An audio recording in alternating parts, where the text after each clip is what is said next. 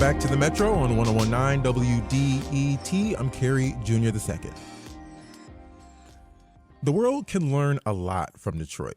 Last week, the nonprofit Global Citizen came to the Hudson's building to do just that. The convening featured panels and discussions with Detroit artists and changemakers, but also some names that people recognize around the world, like Wyclef and Mark Cuban. Tia Graham went to the Global Citizen Summit and spoke with celebrity chef, restaurateur, and author Marcus Samuelsson. You might recognize him from his times as a judge on Chopped, or you've seen his PBS show, No Passport Required. Tia spoke with Samuelsson in between panel sessions at the conference. Why did Global Citizen choose to come to Detroit this summer? I think Detroit is always interesting as a city, not just for people in the States, but around the world. You know, people have an idea about Detroit, whether it's through the music or through the cars, but it's so much more than that. So I think it's a great choice from Global Citizen. If you can, talk a little bit about the diversity within Detroit and Metro Detroit and what makes Detroit a global city. Mm-hmm. Well, I think one of the keys to Detroit is that it is Detroit and Dearborn, that is extremely diverse, that, but first of all, it tells a story of predominantly an African-American city. About 83% of the population is African-American, which so much incredible culture comes out of that, right? Whether it's music or art or any type of culture that is absolutely amazing. But then also that it's a place for of immigrants as well. So you have the Middle Eastern in Dearborn that adds so much culture to the city and makes the food absolutely amazing. So it's a very unique city and a unique place. 70 years ago, you actually were here. PBS show, No Passport Required, featured Dearborn and its Middle Eastern community and the cuisine. So it premiered, 7 years ago. What stood out to you about the community when you were there just exploring? Well, I just think that, these pockets that are locally extremely well known, but maybe not known on nationwide, that's really what we focus on No Passport. So going deeper on the Middle Eastern, so Lebanese, of course, but also Iraqi, Persian, all of those amazing flavors, which, the chefs here, it doesn't just stay in that community. That's also a resource for whether you are a chef working at Selden or whether you work at Maple Gray or whatever. Great food doesn't stay in one community. It belongs to all of us. And that's where you see that throughout the restaurants here, that you have these incredible local restaurants that are almost secrets outside Detroit, but within the city are staples. And I think about connecting cultures through food. So can you talk about how food is really a storytelling avenue? Well, I think it's one of the strongest ones. It's also the one that you put into your body, right?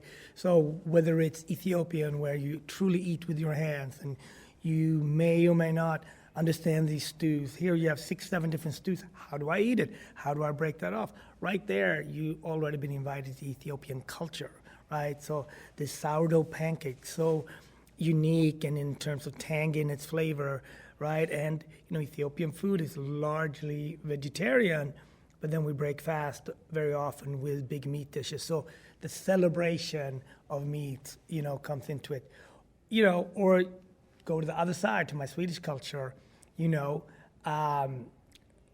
if you never had herring, have it with a Swede, you know what I mean? That's when you know what it is. And these places tells a story about very often preserving techniques, because most cultures started off around survival and very often poverty. So how do you preserve something? So thinking today as Sweden, was it a poor country back in the day? That didn't mean the food wasn't good.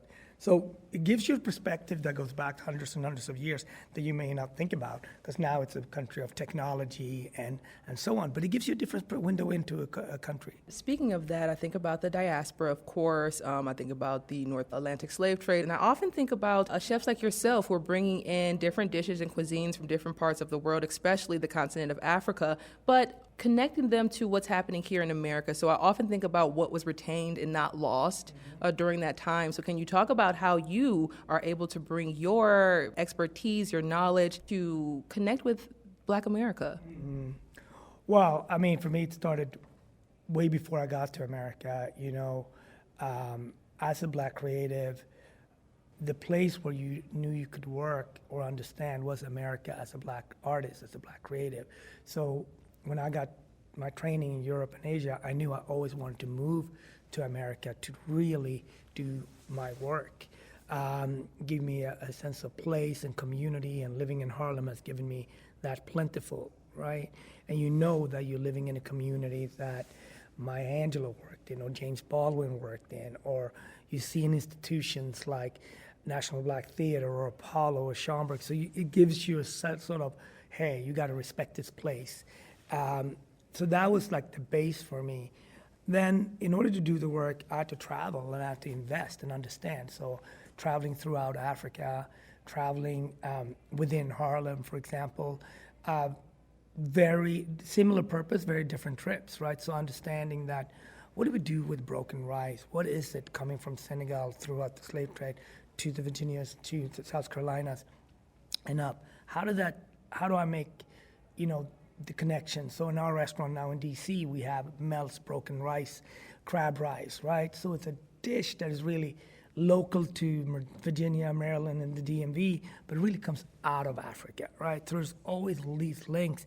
When people receive them on the menu, they're just there, but it could be 15, 20 years of work that goes into that. How do we use teff in a new way? How do we make these injera chips in a way that it's just snack for you in the bar, but injera has thousands of years of origin, right? So what do I need to do to spice that up to make it palatable for someone that may not know Ethiopian culture? So I look at the incredible food that Africa has given us and how it got tweaked as it came to America. But then with one eye, really respectful to the tradition, and the other eye is like, how can I make it so it fits right here, right now, at this moment? And just speaking once again of learning about different cuisines and dishes throughout the continent of Africa, East African cuisine oftentimes is lesser known. But for some folks who've been to Baobab Fair, we've been able to have a little bit of a taste of what's going on that side of the continent. So could you talk about bringing East African cuisine to the masses in a bigger way? Mm-hmm. Well, I think Ethiopian food has done a very good job in America through its immigrant community to tell its stories. Wherever there is a university, there's very often an Ethiopian restaurant.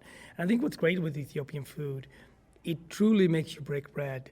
And whether you with your college mates or not, it's just this, it's the table, you have the injera, and then you truly start digging in, right? What a beautiful way to get into and learn about a culture. But then you have also, beyond just the injera, a lot of our food is regional, is tribal. We eat certain things for certain, celebrations. From my wife's tribe, you eat raw beef tartare, like kitfo, for a certain celebration. For other parts of the country, you eat vegetarian food mostly. So there is, as you dig deeper and go into something, there is really there's a meaning for everything. It's obviously based a lot on how does that community grow and how can they feed. And Ethiopia or East Africa is not monolithic. It has very many different religions, it has many different tribes. So it's also climate-wise, it's very different. Certain places it rains a lot, certain places it's drier. So all of those has impacts on our food. So, it's just like anything. Once you understand the continent, that Morocco is not South Africa or Liberia is not Tanzania, right? Once you get into just like, Africa has about 54 countries, America has about 50 states, right? So it's similar in terms of but you have to look at them like South Carolina does not eat the same as, let's say, Northwest in Washington State, because its climate-wise is very, very different, right? So that is kind of the eyes that we have to look at it through. My last question to you is, what is one thing you hope people take away from the conference or just the joys of connecting through food? Well, from the conference, I think there's so many things. What's happening in these panels and conversations is just a trampoline to really what's happening outside here. You see all the young ones sitting outside, breaking bread, eating. I hope they're exchanging information. I hope they collaborate outside this conference. A great conference is just the gathering point to really the work that's going to happen outside the conference.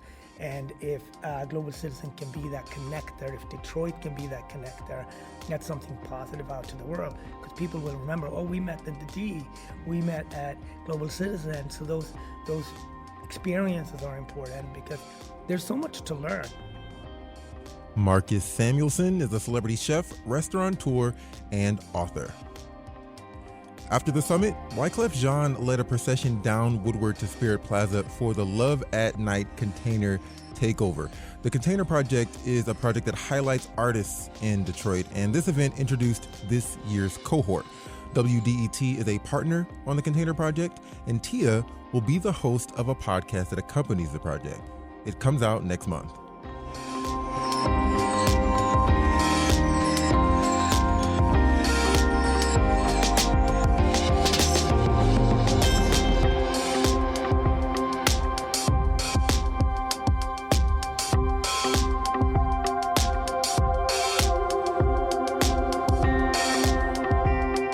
Each year, we turn to you, the WDET listener, to see how we're doing, to learn how we can serve Metro Detroit with the very best news, music, and conversation that connects you with our city, your country, and the world we live in.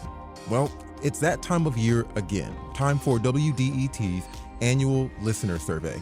It takes less than 10 minutes, and you could win some really sweet WDET swag.